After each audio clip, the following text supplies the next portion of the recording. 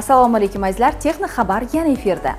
Sun'iy intellekt 10 yildan so'ng shifokorlar va o'qituvchilarni o'rnini egallaydi desak, siz nima deysiz? Bill Gatesning fikriga ko'ra, ana shunday. Keyingi 10 yillikda sun'iy intellekt sohasidagi yutuqlar jahon iqtisodiyotining ko'plab sohalarida inson mehnatiga bo'lgan ehtiyojni sezilarli darajada kamaytiradi. Bill Gatesning fikricha, yaqin 10 yil ichida dunyo yangi erkin intellekt davriga qadam qo'yadi.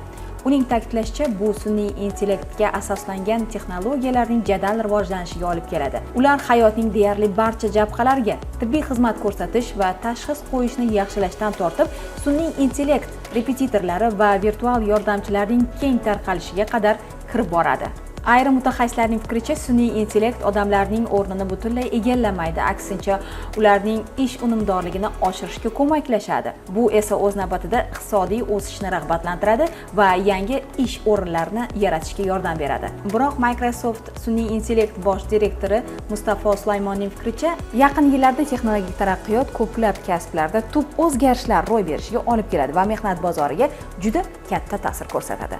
Bizda hozircha shular. Salomat bo'ling.